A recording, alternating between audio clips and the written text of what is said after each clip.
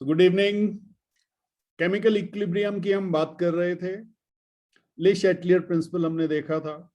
Last class में हमने discuss किया था कि अगर कोई सिस्टम हमारा इक्विलिब्रियम में है और हम उसमें कुछ पैरामीटर्स में चेंज करें, वो पैरामीटर्स आपके क्या थे? सबसे पहले हमने चेंज किया था कंसेंट्रेशन में, प्रोडक्ट में भी चेंज करके देखा था और रिएक्टेंट में भी चेंज करके देखा था।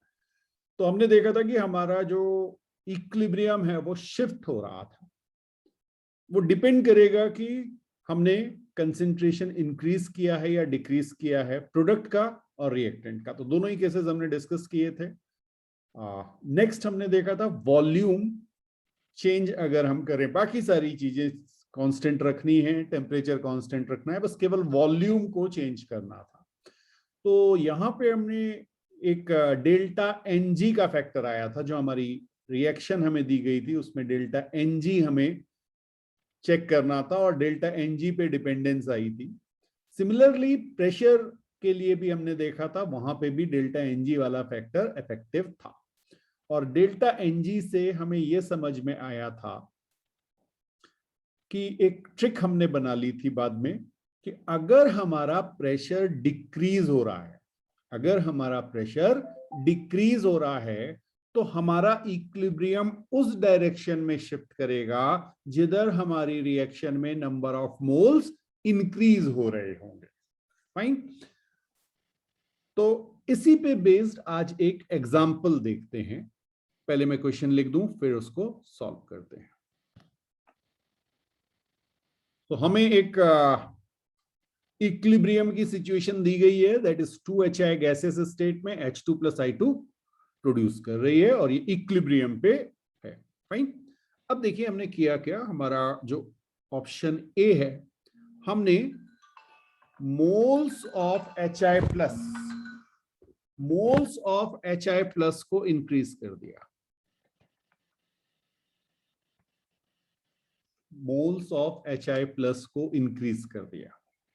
ठीक है, तो आप कह सकते हैं आपने रिएक्टेंट मोल्स इंक्रीज कर दिए या रिएक्टेंट कंसेंट्रेशन को इंक्रीज कर दिया। तो सबसे पहले हम देखेंगे effect on equilibrium. Effect on equilibrium किधर की ओर शिफ्ट होगा? तो ले शैटलियर प्रिंसिपल क्या कहता था? अगर आपने रिएक्टेंट के कंसेंट्रेशन इंक्रीज किया है तो वो क्या करना चाहेगा? इसको फिर से के को बैलेंस करना चाहेगा। के इक्विलिब्रियम तो ओरिजिनल वाला ही रहेगा ना, उसमें तो चेंज नहीं होगा क्योंकि टेम्परेचर फिक्स है। तो ये फॉरवर्ड डायरेक्शन में शिफ्ट हो जाएगी, ये रिएक्शन फॉरवर्ड डायरेक्शन में शिफ्ट हो जाएगी। ये बात समझ में आई? बिल्कुल, बढ़िया बढ़िया बढ़िया। अब देखें सेकेंड पार्ट देखते हैं।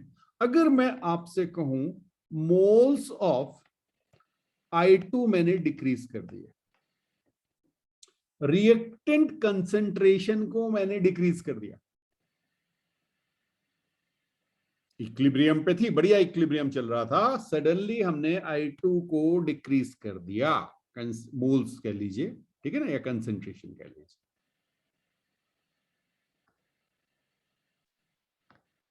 क्या होगा?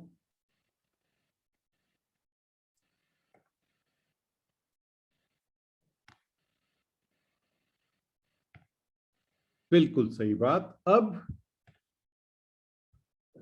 रिएक्शन फॉरवर्ड शिफ्ट हो जाएगी अभी भी। क्यों?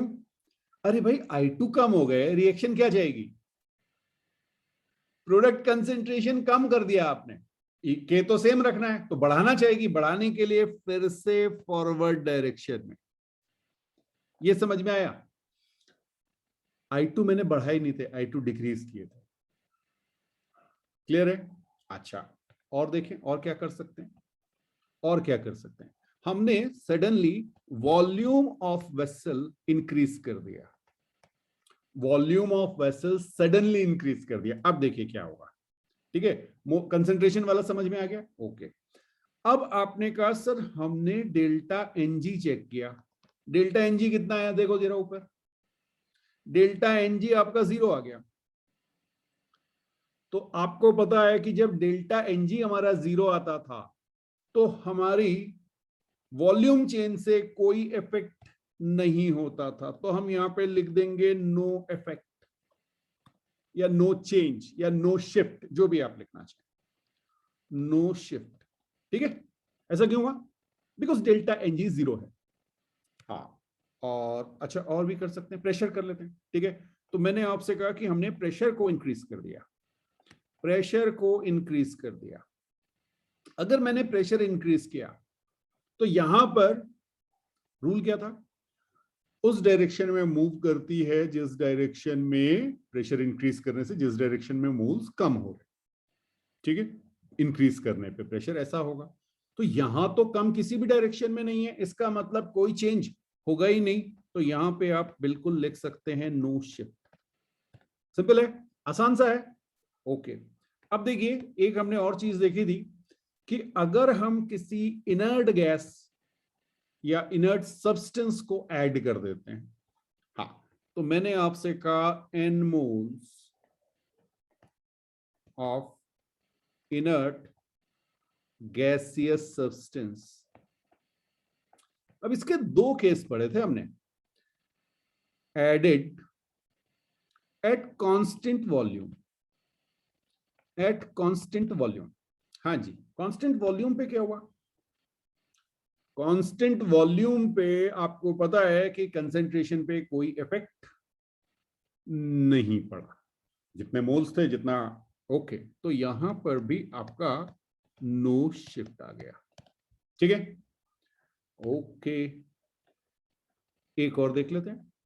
अब मैंने आपसे कहा n moles of inert gaseous substance added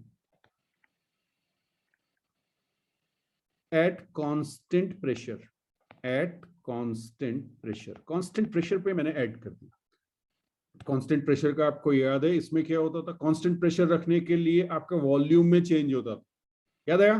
constant pressure, आपने मोल्स बढ़ाए हैं तो वॉल्यूम क्या करेगा? इंक्रीज हो जाएगा। वॉल्यूम इंक्रीज होने का मतलब मिक्सचर का प्रेशर डिक्रीज हुआ होगा, है ना? तो प्रेशर डिक्रीज के लिए तो आपको पता है डेल्टा एनजी देखना पड़ेगा। यहां पे डेल्टा एनजी 0 है, अरे यहां पे भी नो शिफ्ट आ गया।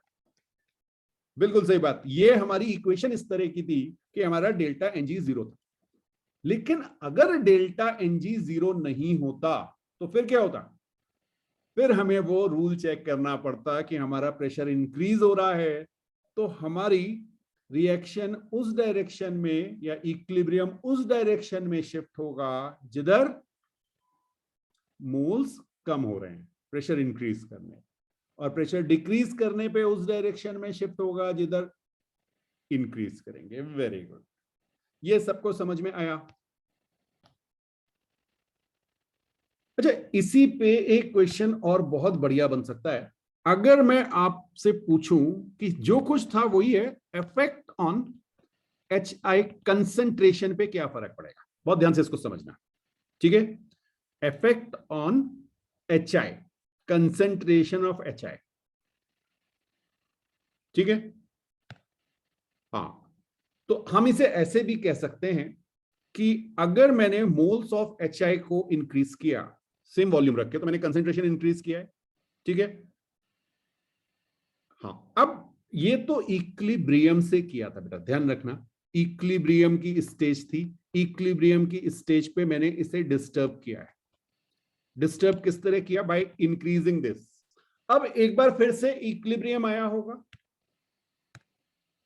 सेकंड इक्विलिब्रियम फिर से बना होगा ना, तो यहां पे फाइनल इक्विलिब्रियम लिख दे रहा हूं। फाइनल इक्विलिब्रियम में आपको मुझे बताना है कि HI कंसेंट्रेशन पे पहले वाली चीज का क्या इफेक्ट पड़ेगा। पहली वाली चीज मतलब जब मैं मोल्स ऑफ HI को इंक्रीज करूंगा या कंसेंट्रेशन ऑफ HI को इंक्रीज करूंगा। बहुत ध्यान से समझना। देखो, इसको ऐसे समझ लेते हैं, मान लीजिए मेरे पास यहां पे कुछ HI था, ये इक्विलिब्रियम में था, ठीक है, H2 और I2 के साथ। अब मैंने एडिशनल कुछ और HI ये ऐड किया। आपको पता है ये फॉरवर्ड डायरेक्शन में इक्विलिब्रियम शिफ्ट हुआ, लेकिन हमने आपसे कहा था कि जो कंपनसेशन होता है वो 100% नहीं होता। ये डिराइव करके भी आपको मैंने दिखाया था। तो पूरा का पूरा जो है आपका HI वो H2I2 में नहीं कन्वर्ट होगा, कुछ ना कुछ रह जाएगा। ठीक है, तो नेट में आपके मोल्स इंक्रीज हो गए, और नेट में अगर आपके मोल्स इंक्रीज हो गए, वॉल्यूम तो अभी भी सेम है, इसका मतलब मेरा HI कंसेंट्रेशन इंक्रीज हो गया होगा। आप इसको ऐसे कह सकते हैं कि मान लीजिए पहले आपके पास 100 थे, इक्विलिब्रियम पे 100 कुछ भी मान लीजिए, ठीक है ना, 100 मोल्स या 100, एक एजम्पशन ले रहे हैं, ठीक है, तो 100 नंबर्स हमारे पास थे, किसके थे, HI के। फाइन, अब मैंने 10 ऐड कर दी, तो ये 10 के 10 आगे H2I2 में कन्वर्ट नहीं होंगे, ये कितने, मान लीजिए 9 हुए, तो आपके पास नेट में 101 HI आ गए, यानी आपका कंसंट्रेशन HI का इंक्रीज कर गया। कुछ समझ में आया? ठीक है, तो आप इसे परसेंटेज के अकॉर्डिंग भी देख सकते हैं, बिल्कुल बिल्कुल। चलिए, अब सेकंड केस है कि अगर आपने मोल्स ऑफ I2 को डिक्रीज किया, मोल्स ऑफ I2 को डिक्रीज किया, तो क्या होगा? बहुत ध्यान से समझना है इसको। आपने ऐड क्या किया है, I2, HI को नहीं बढ़ाया, ठीक है, और आपकी रिएक्शन फॉरवर्ड गई।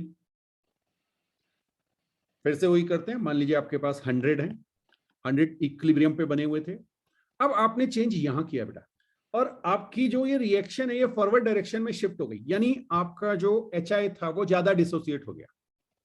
तो 100 में से जो एक्स्ट्रा डिसोसिएट होगा, किसके लिए, I2 कम करने के लिए ना, I2 कम हो गए थे, तो I2 को वापस लाने के लिए HI ज्यादा डिसोसिएट होगा। यस, तो आपका कंसंट्रेशन ऑफ HI क्या हो जाएगा, रिड्यूस हो जाएगा।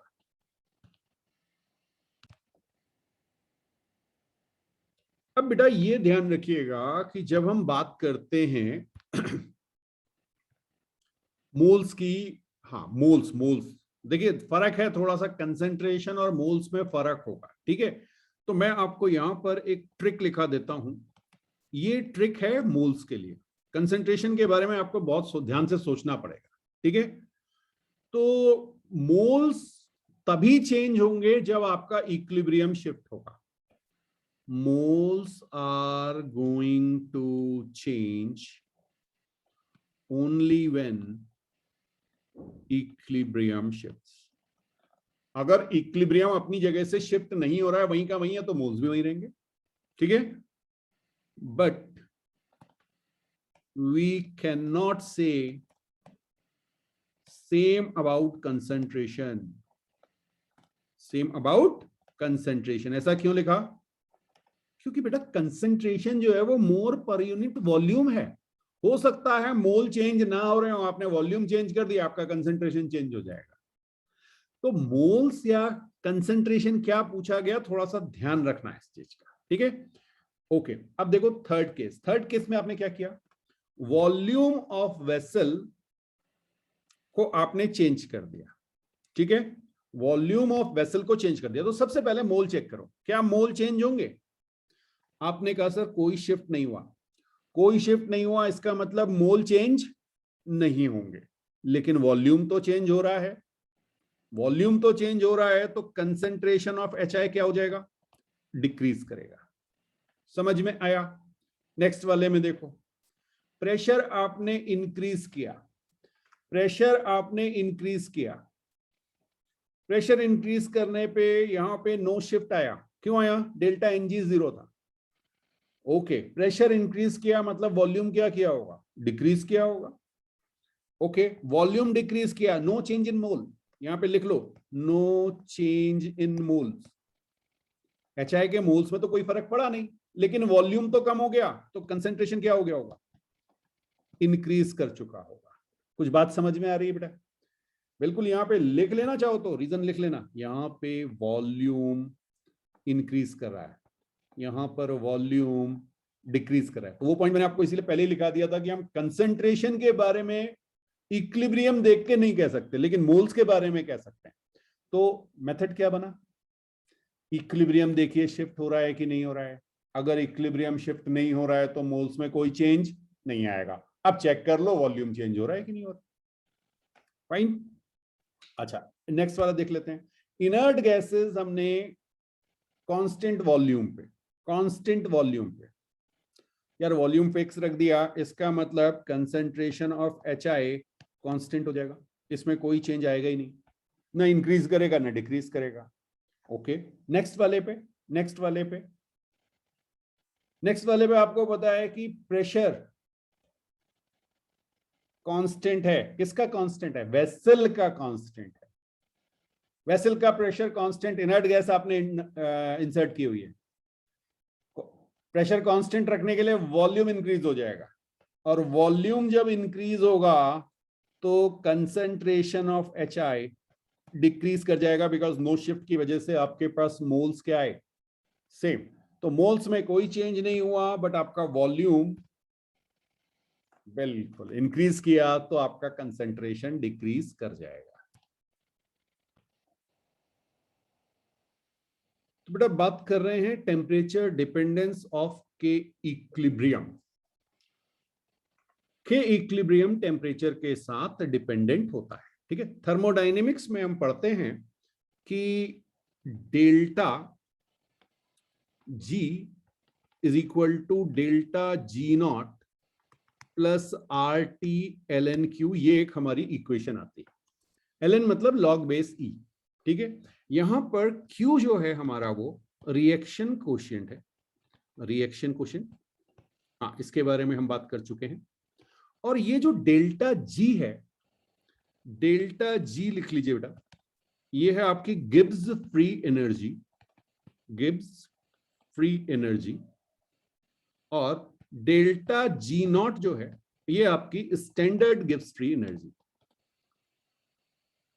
Standard Gibbs free energy. अब यहां पर एक बात समझिएगा कि जब आपके पास डेल्टा G जो होता है एट इक्विलिब्रियम, ये आपकी जीरो होती है, गिब्स फ्री एनर्जी इक्विलिब्रियम पे जीरो होती है। यस, और आपको पता है Q की वैल्यू क्या आ जाती है इक्विलिब्रियम पे? Q जो है वो के इक्विलिब्रियम के बराबर हो जाता है, यही तो बात हुई थी, ठीक। तो अब आप क्या कहेंगे, इन वैल्यूज को ऊपर वाले पे रख दीजिए, तो आपके पास आ जाएगा delta G is equal to minus RT ln K equilibrium, ये आपकी इक्वेशन बन गई। फाइन। अच्छा, थर्मोडायनेमिक्स में ही हम पढ़ते हैं कि डेल्टा G नॉट की वैल्यू जो है वो delta H not minus temperature into delta S not होती है। इसमें डेल्टा S नॉट जो है ये standard entropy change, standard entropy change, okay. Entropy मतलब रैंडमनेस ऑफ मॉलिक्यूल्स की वजह से जो एनर्जी आती है, और एक टर्म और आया डेल्टा H नॉट, ये आपकी standard enthalpy change, standard enthalpy change, ठीक है।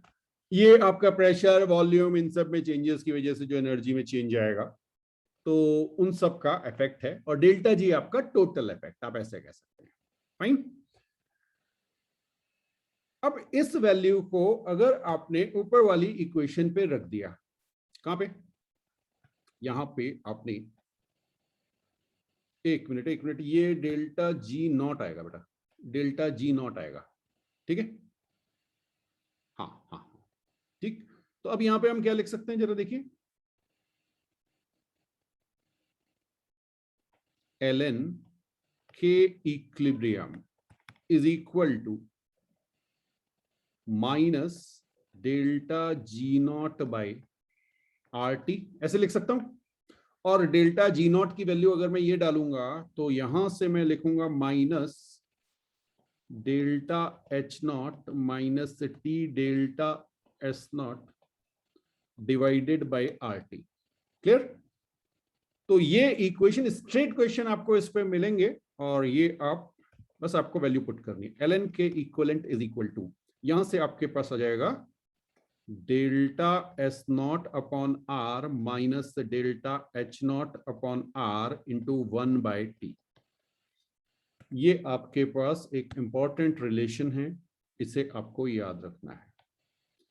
फाइन, तो दो फॉर्मूले हमने यहां से निकाले, एक delta G not is equal to minus R T L N K equivalent, और एल एन के इक्वलेंट की वैल्यू डेल्टा एस नॉट और डेल्टा एच नॉट, यानी एंट्रोपी चेंज और एंथैल्पी चेंज पे डिपेंड करती है। अब जो हमारा फिफ्थ फैक्टर था कि टेम्परेचर पे हमारा जो या ले शेटलियर प्रिंसिपल की जब हम बात कर रहे थे, तो जब हम टेम्परेचर को चेंज करेंगे तो क्या चेंज होगा, के इक्विलिब्रियम चेंज हो जाएगा। टेम्परेचर को चेंज करने पे के इक्विलिब्रियम चेंज हो जाएगा, इसका मतलब आपकी रिएक्शन या आपका इक्विलिब्रियम पक्का है शिफ्ट हो रहा होगा। ठीक, तो अब देखिए इसके लिए एक सिंपल सा आपको ट्रिक हम लिखा देते हैं, देखिएगा, delta H into delta T into delta K equilibrium should be greater than 0। बस एक फॉर्मूले से आपका सारा काम हो जाएगा। Very very important, very very important. अभी बता रहा हूं ये क्या चीज है, क्वेश्चन आएगा कैसा वो भी बताऊंगा। ठीक है, आपको दिया होगा डेल्टा एच। अब ध्यान रखना, डेल्टा एच ग्रेटर देन 0 का मतलब होता है एंडोथर्मिक। अगर आपकी एंथैल्पी चेंज ग्रेटर देन 0 है, पॉजिटिव है, तो ये आपकी एंडोथर्मिक रिएक्शन होती है। सबने पढ़ी होगी एंडोथर्मिक रिएक्शन, याद आया? ओके, तो आपके रिएक्टेंट को हीट देनी पड़ेगी और वो प्रोडक्ट तब प्रोड्यूस करेंगे। फाइन, तो delta H greater than 0 endothermic, delta H less than 0 अगर ये नेगेटिव है तो ये आपकी एक्सोथर्मिक होगी। तो आपसे क्वेश्चन पूछा जाएगा कि भाई एंडोथर्मिक में अगर आप टेम्परेचर इंक्रीज करेंगे तो के इक्विलिब्रियम पे क्या इफेक्ट पड़ेगा। ठीक है, चलिए अब जरा बात करते हैं डेल्टा टी। डेल्टा टी का मतलब क्या हो गया, डेल्टा टी ग्रेटर देन 0 मतलब increase in temperature, increase in temperature. Final temperature initial temperature से ज्यादा है। डेल्टा का मतलब क्या होता है, फाइनल माइनस इनिशियल। ठीक है, और डेल्टा टी लेस देन 0 अगर आपसे कहा, इसका मतलब आपने टेम्परेचर को डिक्रीज किया। कुछ बात समझ में आई? अच्छा, डेल्टा के इक्विलिब्रियम अगर आपका पॉजिटिव आ गया, इसका मतलब के इक्विलिब्रियम इंक्रीज कर गया, और अगर आपका delta K equilibrium less than 0 आ गया, इसका मतलब आपका के इक्विलिब्रियम डिक्रीज कर गया। ठीक है, delta K equilibrium greater than 0 मतलब के इक्विलिब्रियम इंक्रीज कर गया होगा, तभी तो पॉजिटिव आ रहा है। फाइनल इक्विलिब्रियम के equilibrium is more than initial के इक्विलिब्रियम। तो टेम्परेचर चेंज करने पे आपका के इक्विलिब्रियम में चेंज आएगा, और के इक्विलिब्रियम का चेंज आपको बता देगा कि आपकी इक्वेशन किधर शिफ्ट होगी। ठीक है, तो इस तरह से आप इन क्वेश्चंस को कर सकते हैं। तो एक फॉर्मूला आपको याद रखना है टेम्परेचर वाले केस में, delta H into delta T into delta K equilibrium should be greater than 0। अब आपको दो चीजें दी होंगी, मान लीजिए डेल्टा एच और डेल्टा टी के बारे में इंफॉर्मेशन दी गई है, आपसे चेंज इन के इक्विलिब्रियम पूछेगा तो आप निकाल लेंगे whether it is greater than 0 और लेस देन 0।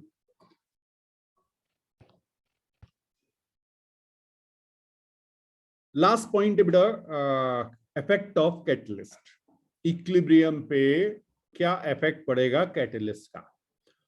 अब कई बार ऐसा लगता है कि कैटलिस्ट जो है वो कंसंट्रेशन बढ़ा देता होगा या कम कर देता होगा, बट रियलिटी में कैटलिस्ट सिर्फ रेट ऑफ रिएक्शन को कंट्रोल करता है। आप ऐसे कह सकते हैं कि मान लीजिए कोई इक्विलिब्रियम आपका मेंटेन है, ठीक है, बिना कैटलिस्ट के, अब आपने उसमें कैटलिस्ट ऐड किया तो वो आपको एक छोटा रास्ता दे देगा, हाँ, जिससे रिएक्टेंट से प्रोडक्ट बन रहे हैं, बट वो ऐसा नहीं कि पहले जो है जो कंसंट्रेशन बन रहा था वो उससे बहुत ज्यादा हो जाए। तो सिंपल वे में आप लिख सकते हैं catalyst does not affect the equilibrium composition of reaction mixture. बिल्कुल लिखा रहा हूं, लिखिए, catalyst does not affect the equilibrium composition of a reaction mixture। इसका मतलब के पे कोई इफेक्ट नहीं पड़ेगा, ठीक है। वो केवल रेट को कंट्रोल कर सकता है। हाँ, आप ये कह सकते हैं कि मान लीजिए मेरे पास ए से बी तक जाने का या रिएक्टेंट से प्रोडक्ट बनने के लिए कोई एक रास्ता था, ठीक है। हाँ, और ये इक्विलिब्रियम मेंटेन हो गया। अब कैटलिस्ट आपने डाला तो वो उस रास्ते को इजी कर देगा, लेकिन ऐसा नहीं कि रिएक्टेंट या प्रोडक्ट के कंसेंट्रेशन पे कोई इफेक्ट पड़ेगा। बहुत सिंपल सा एग्जांपल ले रहा हूं। जैसे एक एग्जांपल है 2SO2 गैसियस स्टेट में है, प्लस O2 भी गैसियस स्टेट में आपने डाला, और इसने बना दिया 2SO3 गैसियस स्टेट पे, ठीक है। और इसके इक्विलिब्रियम के अगर आप के इक्विलिब्रियम या केसी कैलकुलेट करते हैं तो वो आती है 1.7 इंटू 10⁻26। केसी की वैल्यू वेरी वेरी हाई। और जब ऐसा होता है इसका मतलब क्या होता है, केसी या के इक्विलिब्रियम जो भी आप कहें वेरी वेरी हाई है बेटा। तो हमने आपसे कहा था कि जब के 1000, हमने तो 1000 से ऊपर कह दिया था ना आपसे, 1000 से बड़ा है तो ये तो बहुत बहुत बड़ा है, तो वेरी वेरी हाई। सो आप कह सकते हैं कि ये इक्वेशन आपकी कंप्लीशन पे चले जाएगी। कंप्लीशन का मतलब पूरा SO2 कन्वर्ट हो गया होगा SO3 में। बिल्कुल बिल्कुल बिल्कुल, ठीक है। बट प्रैक्टिकली क्या होता है कि oxidation of SO2 to SO3 is very slow. हो सकता है इस इक्विलिब्रियम को मेंटेन करने में बहुत टाइम लग जाए। हाँ, इक्विलिब्रियम, अब कोई चीज है ना, मान लीजिए आप किसी इक्विलिब्रियम की बात कर रहे हैं, वो इक्विलिब्रियम आ तो जाता है, इक्विलिब्रियम पे केसी भी आपको मिल जाएगा। अब उस इक्विलिब्रियम को आपको 10 साल लग गए आने में। तो ऐसे इक्विलिब्रियम को बनाने में पता लगा आज रिएक्शन की 10 साल बाद रिजल्ट आएगा, आएगा यही। तो ड्यूरेशन समझ में आया। अब रेट बढ़ाने के लिए क्या किया जाता है, तो ये रिएक्शन बहुत स्लो है, बट इसके लिए आप कैटलिस्ट यूज करते हैं। और कैटलिस्ट जो इसमें यूज होते हैं वो मैं आपको लिख लीजिए, इसको प्लेटिनम यूज होता है, यह एक V2O5। V2O5 आपका होता है डाइवेनेडियम पेंटाऑक्साइड। ये एज कैटलिस्ट ऐड होते हैं, और इनको ऐड करने से आपका जो रेट है SO2 के ऑक्सीडेशन का वो इंक्रीज कर जाता है और आपका इक्विलिब्रियम जल्दी से आ जाता है। तो बेसिकली कैटलिस्ट क्या करेगा, आपके इक्विलिब्रियम आने का टाइम कंट्रोल करता है, इसके अलावा और कुछ नहीं। समझ में आया? तो ये नोट कर लीजिए, फिर आगे बढ़ते हैं।